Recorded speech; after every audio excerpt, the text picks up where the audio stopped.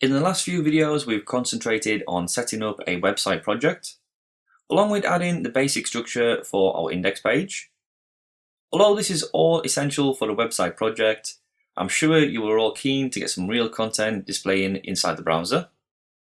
When we looked at HTML in the recent slides, we took a brief look at HTML headings.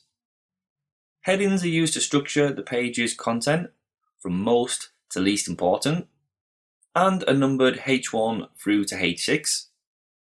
We use H1 for the most important or the main headings. H2 is slightly less important, and so on. H1 is also the largest, down to H6 being the smallest by default. Headings are used by search engines such as Google to determine which content is most important. In this example, the large, bold HTML text at the top here is marked up using a heading tag of H1. This makes sense as it is the main subject of the page. We can see this in action by visiting the Wikipedia page it was taken from. So if we head over to Google, and then I'm going to search for Wikipedia HTML, and select the top link just there. Using the Google Chrome developer tools, which we'll use quite a lot through this course, we can prove this is a level 1 heading. Inside of Chrome, if we right or control click and then go down to inspect, this opens up the developer tools. Don't worry too much about what we see here just for now, but we'll look at this in more detail throughout the course. For now though, if we go over to the inspector, which is this arrow in the corner, click on this, and then if we hover over the HTML, and then click that, we can see inside the code here, the blue line which is highlighted is a H1. Don't worry about everything which is going on here just yet. The main thing to know is we have selected the HTML text, and we can see that this is just a H1 element with a few attributes inside, such as the ID, the class, and also the language, which we've seen before. So it's not really anything we haven't seen so far. Now let's go and give this a go ourselves.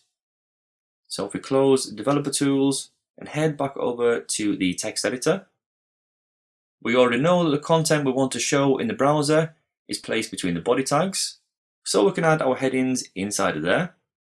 So let's remove our text from before and start to create some headings. First H1, and let's add some text inside of here, simply of heading 1. Then on the next line, let's add our H2 with the text of heading 2. Next line, H3.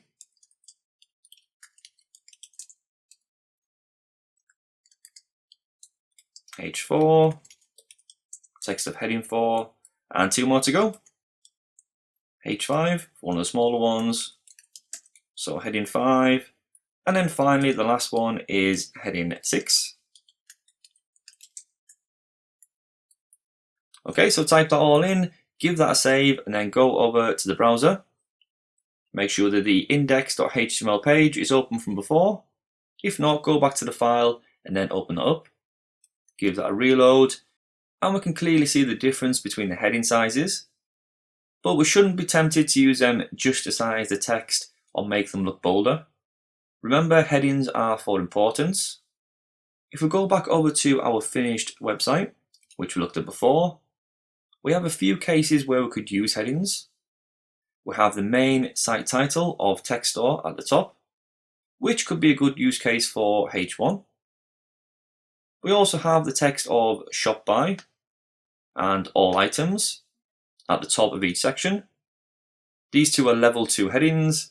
Then the sidebar heading of category and also price would be a good use case for H3. Let's put this into practice by applying these to our project. So let's go back over to our index.html page, and inside the body, let's remove H2 right through to H6, leaving this H1 between the body section. So this H1, like we've just seen inside the finished version, we can add a text of text store. Save that, reload the browser, and there is our site title. So back over to the finished version, Moving down, this sidebar had the H2 text of shop by, and then we had the category titles of category and price. So let's add these in now. So just below the text store title, let's add our H2. And in between these tags, we can add the text of shop by. Staying with the sidebar section, below this we can add our 2 level 3 headings. So the first one was the text of category. So close that off. Add the text of category. And then just below that, there was also a H3, which was for the price. And if I could just add a colon after shop by there. So give that a save and let's see how this sidebar is now looking. Okay, good. Let's just add the currency between the brackets just after that. So add a currency symbol inside of there. And now this is the sidebar text in place.